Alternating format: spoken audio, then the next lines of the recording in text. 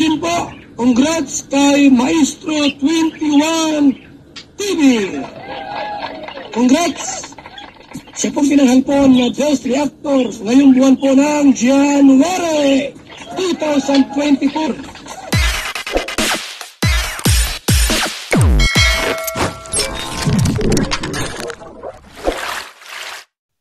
Alright, yun. Meron na naman po tayong bagong aabangan, bagong mamahalin, bagong kakikiligan mga kalingap. Okay? At ito nga po ay niluluto na or inihahanda na po ni Kalingap Rob ang bagong love team na atin pong muling kagigiliwan at mamahalin. So yan ang paksa po ng ating reaction video ngayong araw na ito. So bago po yan, tayo muna po ay magbibigay po guys, ama at founder po ng Kalingap, Kuya Bal Santos Matubang, Ate Edna Vlog, Kalingap Rob, Kalingap Dan, Kuya Brooks Vlogs, and Ruel of Malalag. At kung bago lang po kayo sa munting channel na ito, sana po inyo rin pong suportahan sa pamamagitan po ng pag-like, share, and subscribe. At tuloy pindutin na rin po ang notification bell at nang sa ganon ay updated po kayo sa mga reaction videos na ating pang gagawin. And likewise, may galaw shoutout po sa ating mga kasamahan po dyan sa Karepa, Kalingap Reactor Partners, sa pamumuno po yan ng aming presidente, Javier De Leon, aka Birador. At tangkilikin po din natin ang ating mga Kalingap partners, lalo na po yung mga charity vloggers na nakatalaga o naka-assign po dyan sa iba't ibang Kalingap planting pad, at iba't ibang dako po ng ating bansa. And mega loud shout out din po sa inyong lahat na Kalingap subscribers, solid supporters, and organic sponsors. Likewise, sa ating po mga kapatid po dyan sa Team Siomay ng Kalahi Community at ng buong Kalahi Community. Okay? So, yan. Pagkatapos po ng isang love team, ay magbubukas na muli ang Kalingap Rob ng panibagong love team. Okay, sino kaya ang mapalad na maging leading man, okay, maging kalab team po ng panibagong discovery po ni Kalingap Rob na si Marian. Okay, so doon po sa naging live po ni Kalingap Rob ay inopen po niya doon ang paghahanap po ng leading man na pwedeng akma sa karakter o kay Marian. At marami nga po doon nagsasuggest mga Kalingap na si Ras at saka si Edwin yung isa po sa mga kambal po na Australiano. Okay, so bago po yan, kilalanin muna natin ng kaunti ang ating leading lady na si Marian na bagong discover nga po ni Kalingap Rob. Okay? So, tunghayan muna natin po ang isang maikling video po na mula po sa vlog po ni Kalingap Rob. Pero pag, halimbawa ay, yun nga, nakilala ka na, sobrang kilala ka, ano yung masasabi mo doon, ano yung gagawin mo, yung parang pag nakilala ka talaga ng lubusan, gaya ng iba namin ng vlog, like si Carla, di ba? Kilala si Carla, si Biancy, no? Paano kung ikaw magkaroon ng ganong blessing na makilala ng napakaraming tao, maraming nagmamahal? Ano yung unang-una mong gagawin? Kasi ikaw may potential ka, maganda ka, no? Mabait, masipag. So kami, syempre, gusto rin namin malaman at din kami curious sa mga plano mo sa buhay. Syempre po, una po is kung paano niyo po ako nakilala nung una, ganun pa rin po ako hanggang ngayon. Ay, grabe naman. Di ka ba aalis sa Kalingap na na Kuya Rob, alis na po ako sa Kalingap, magbablog na lang ako sarili ko? Hindi po kasi sobrang kung halimbawa pong dumating nga po sa point na gano'n, ang dami niya nang natulong. Siyempre, ba't pa ako aalis sobrang laking blessing na nga po nun, kagaya niyo. Parang nawawala yung respeto pag gano'n, parang gano'n yung pakiramdam, parang may hiya ka. Okay, so tama. Okay, sana hindi po magbabago po ang Marian na ito. Yung sinasabi po niya kasi ay ang tinatanong po ni Kalingap Rob dito, mga kapatid, mga Kalingap, ay kung papaano kung sikat na po siya. Ha? Ako, may naalala ba tayo sa mga ganitong sitwasyon, mga kapatid? Okay. Papaano kung sikat ka na? Magdidesisyon ka ba? Okay? Magdidesisyon ka ba na aalis ka na lamang sa Kalingap at ikaw ay magsarili at ikaw po ay mag-vlog para sa sarili mo? Kasi minsan siguro iniisip po ng iba na kapag sikat na at nagkaroon na po ng maraming mga followers, akala po nila ay binabaliwala na po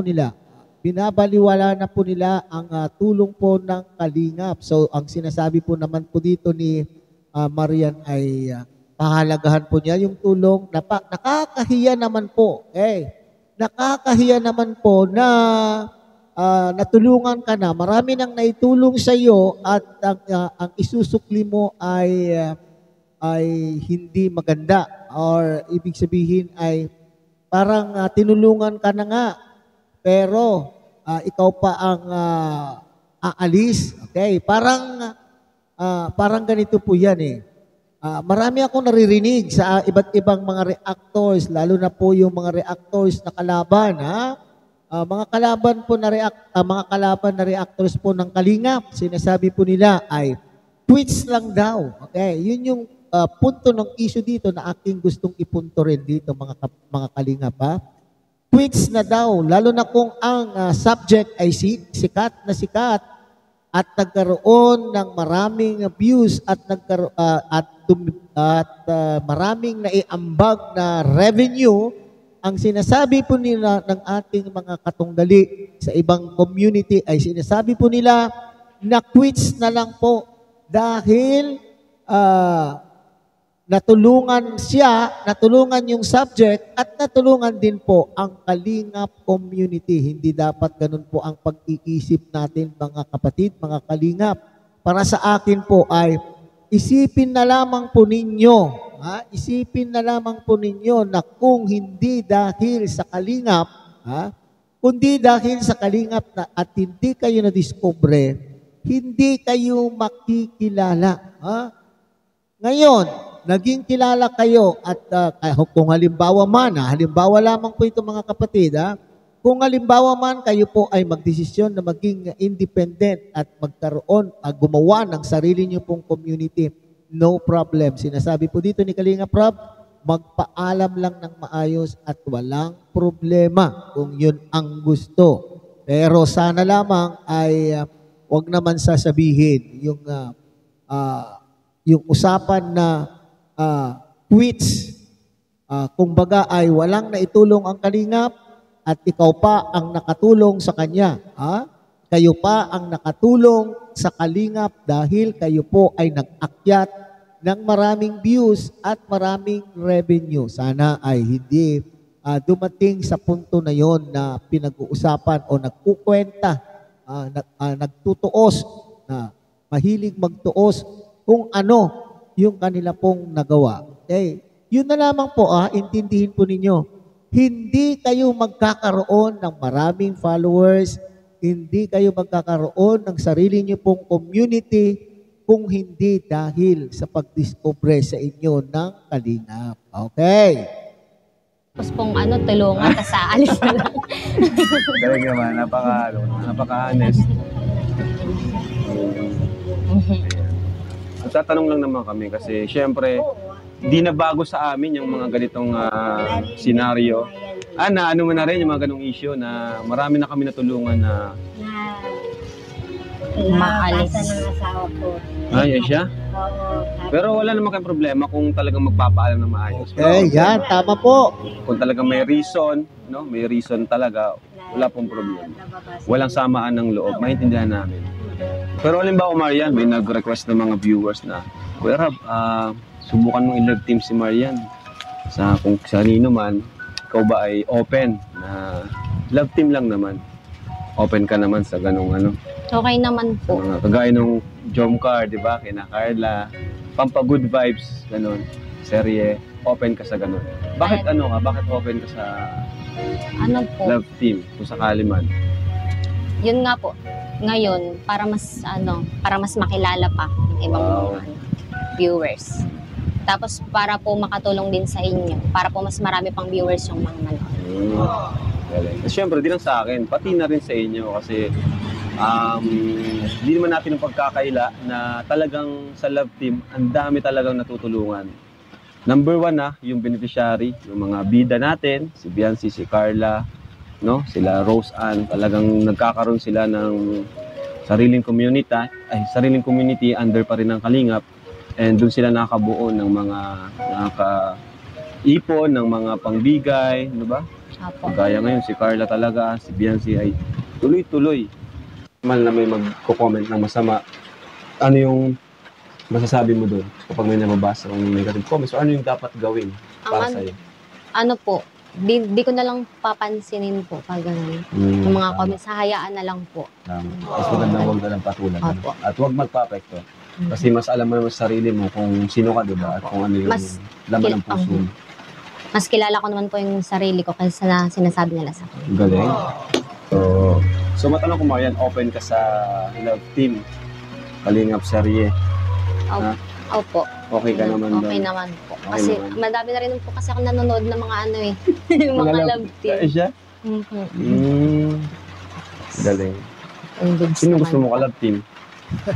po? Joke lang. Ano lang yun, inaano lang kita.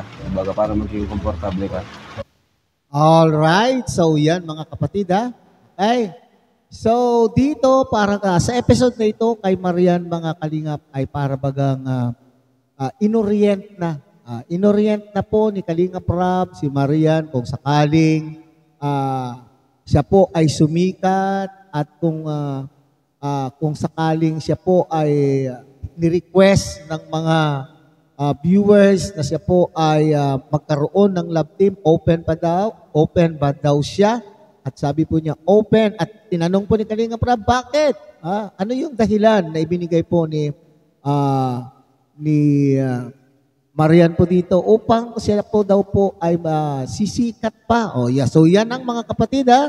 So dahil sa Kalingap, umaasa po ang ating mga dinidiscover, ang mga beneficiaries na hindi naghihintay pang madiscover, umaasa po sila na madiscover at upang sila po ay sumikat. Bakit po? Bakit po sila ay gustong sumikat?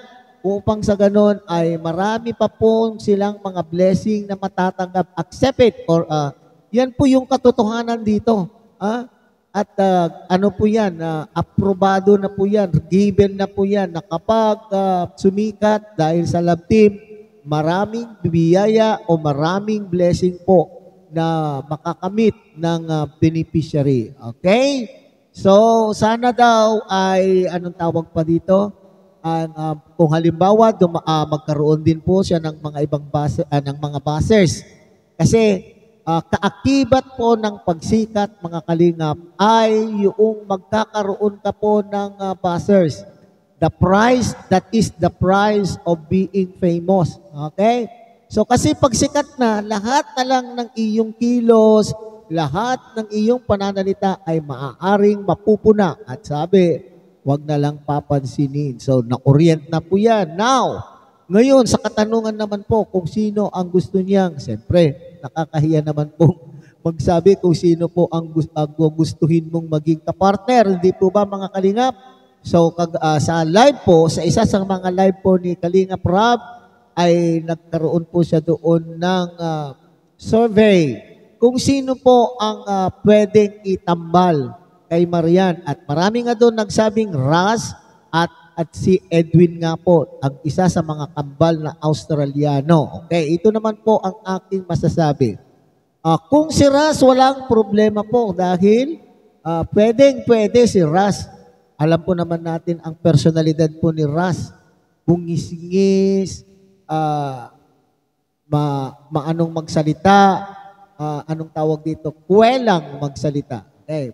Maaaring si Ras, kung siya po ang mapili, ay makakapag-adapt kaagad doon kay Marian. Ang dangan nga lamang, ang iniisip ko lamang po dito ay kung ano ang mararamdaman ng mga Rara Love Team. Ha? Yung mga supporters po ang inaalala ko dito, mga kapatid. Ha?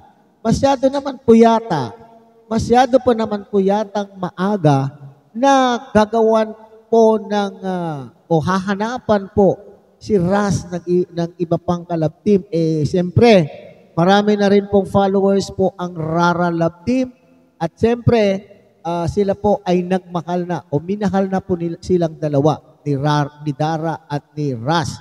Yun lang po ang aking inaalala po dito. Hindi kaya, yun ang nasa isip ko, hindi kaya masasaktan din po ang ilan sa mga supporters ng Rara Love Team. Pero siguro, kung bubuksan po ng mga pag-iisip po ng mga dating sumusuporta sa Rara Love Team, po pwede kung ang suporta po nila ay maski sila po ay hiwalay na, hindi na po sila mag-love team ni Ras at Dara, individual na po sila.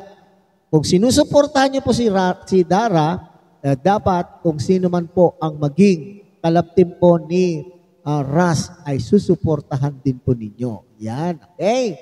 So walang problema po sa akin mga kapatid kung si Ras ang pipiliin po nila na maging leading man sapagkat si Ras naman po ay madali makapag-adapt, bungis-ngis, puwela, alam ko, kayang-kaya niyang pakitunguan po si Marian. Alright.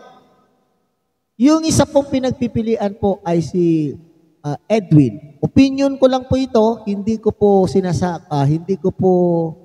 sinasakop kung ano ang magiging desisyon po ni Kalingap Rob. Para sa akin po ay para yata naman masyadong bata po si Edwin. Hindi naman po sa bata, kundi ang inaalala ko lang po dito ay sila po ay nag-a-adjust pa lamang. Ha? Dahil siyempre galing po sila doon sa kung saan lugar po sila at hindi pa po sila sanay dyan sa lugar na yan. Ay siguro para sa akin, mas maganda na mag-focus muna po si Edwin sa kanila pong pag-aaral. Okay? Para sa akin mag-adjust muna.